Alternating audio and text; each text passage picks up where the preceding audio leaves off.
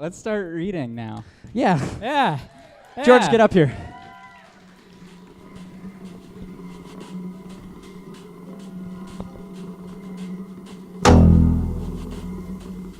Speakers of the Dani language in Indonesia have only two terms to describe the entire visible color spectrum.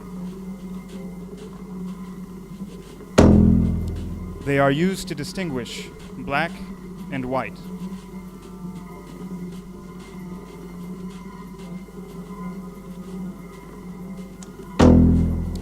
This is not a story about a cow, because this is not a cow.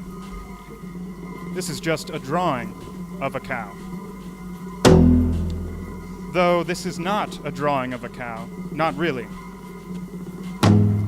This is a bitmap image file of a drawing of a cow. A bit is a binary digit, the basest unit of computational acuity. Those famous ones and zeros. Like the cow, a bit isn't real, but representational. A bit can't accomplish much on its own. A bit by itself cannot conjure a cow. But many bits can accomplish any task by spreading out their individual responsibility. Deconstructing a process into micro steps, like workers on an assembly line. Think about the process of brushing your teeth. What does it consist of?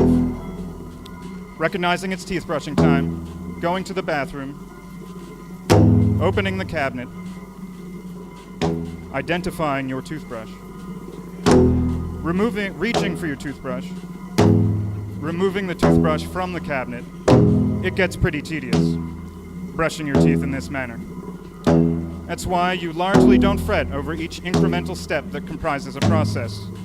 For you, brushing your teeth is just one step, one part of the process you'd call going to bed, which is itself part of the process of living through another day.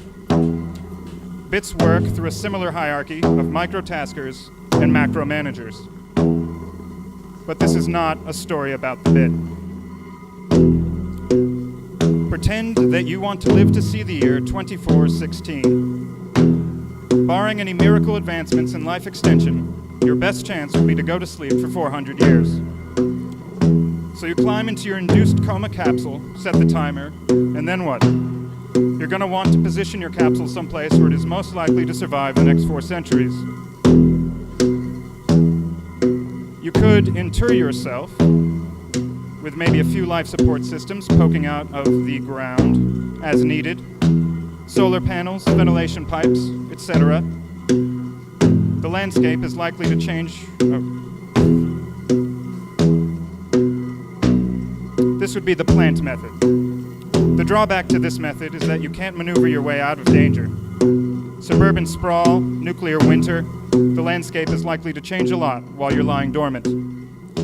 So you might prefer to make your capsule mobile, encased in a giant robot perhaps, so it can keep up with shifting circumstances.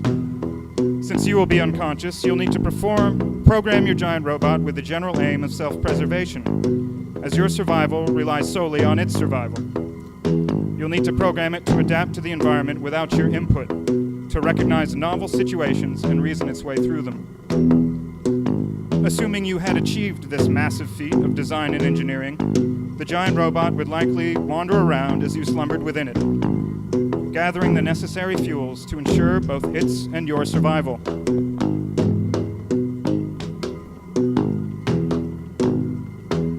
One challenge you might not foresee is the occurrence of other life-preserving giant robots, competing with you for resources. Under this new social influence, your giant robot's motives and actions might begin to move away from the pure self-preservation and evolve in directions you couldn't have predicted. It might even develop bad habits, counterproductive to its self-interests and yours. As the robot enters this macrocosmic plane of social competition, do its actions continue to be a result of your design? Considering that you are its artificer, that you endowed it with the ability to make choices and learn from them, the answer might be yes. However, you might find this answer unsettling. when you further consider that you act as a giant robot for the genes you carry in your cells. But this is not a story about giant robots. Astronomers gazing at Mars one day discover a geological formation that looks, from above, to spell out the words, "for sale." As English-speaking terrestrials, we could be forgiven for reading that a certain way, with a specific intent. But we must acknowledge that Mars itself has no idea what our reading is. Mars has no ideas, period. What we take as a for sale sign is, in reality, a few piles of Mars dust, formed over 1 million Mars years. We look to ascribe intentions upon a thing that has none.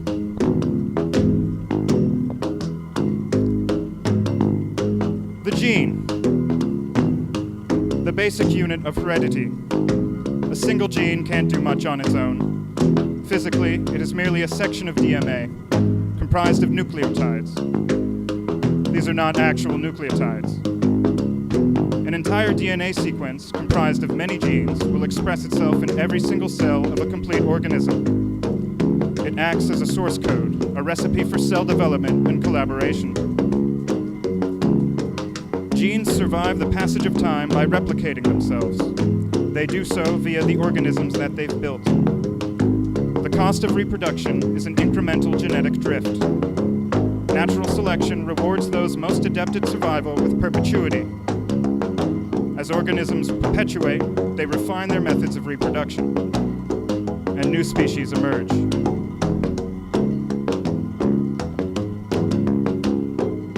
Imagine that a monkey sitting at a keyboard, randomly hitting keys, would, given an infinite amount of time, hit every single key in every single combination possible. It would then inadvertently produce a finite written work, such as the complete works of William Shakespeare, in their exactitude, as a matter of course. It would also produce the complete works of William Shakespeare in their exactitude, except for a single typo. It would miss the mark by a single typo as many times as there are letters and punctuation marks in the complete works of William Shakespeare. It would also type a book that contained only sevens. But none of these books matter. The monkey edition of Hamlet only needs to get typed once. Can you imagine this monkey's library? Volumes containing every possible sequence of letters and spaces. Shelves that stretch in all directions toward infinity. Now imagine that all these books were written using only 4 letters. G, A, T, and C. The base pairs of DNA, the nucleotidic symbols. Then every book in the library would represent a potential organism. But only a tiny fraction of those potential organisms will ever evolve into being. The vast majority of those that do are currently dead, having lived entirely in the past or in the future.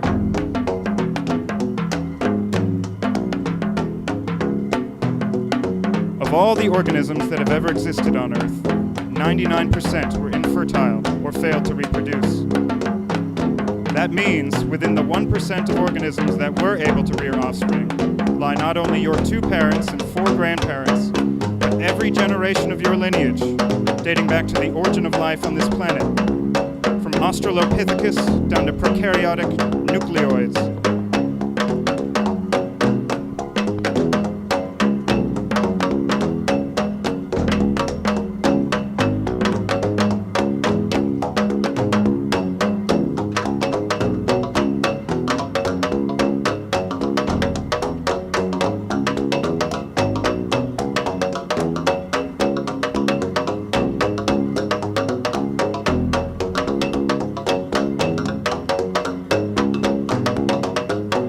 We owe our success not to some cosmic creator or a singular act, but to absolute ignorance. An unimaginably high number of incremental steps within an unimaginably long process of self-refinement. A meme is the basic unit of cultural inheritance. It's the gene's cultural counterpart. The term refers to any behavior within a population that is learned or imitated. The ability to ignite fire, for instance, is a mimetic development, not a genetic one. It spread throughout the human population via imitation and transcended generations through tradition and pedagogy. Memes are real. They may not share any physical attributes, but they are apparent in lots of places within the biosphere. Some chimpanzees use twigs to harvest tree-dwelling insects.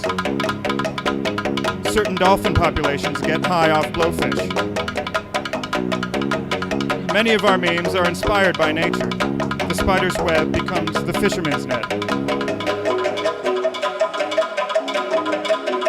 A bird's nest inspires a man to thatch his roof. But our memes also inhabit a sphere all their own. That song that keeps getting stuck in your head, that's a meme, and a ruthless viral one at that. Memes, like genes, have a singular objective to replicate, and they evolve to enhance their methods of reproduction. A catchy hook is one of the most potent methods yet to emerge. Another is the story. Stories are crucial mimetic constructs, acting as delivery systems for ideas and behaviors. They have evolved from campfire tales to sprawling epics, allegories to advertisements, from an oral tradition to written language to printed word to optimized file, from stage to cinema to smartphone.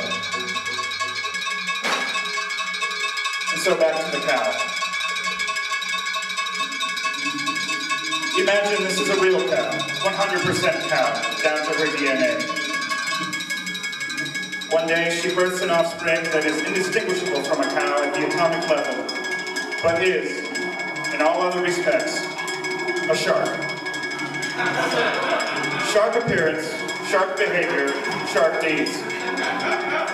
As you watch this newborn abomination gasp its first and last breath, desperately flopping around in the middle of a dry field, would you call it a shark? A cow?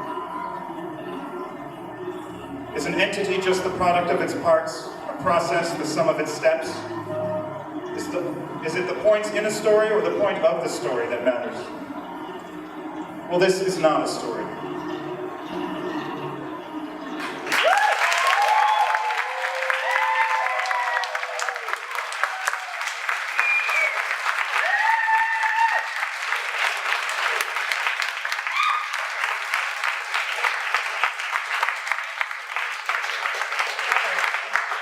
Well, there's a briefly out.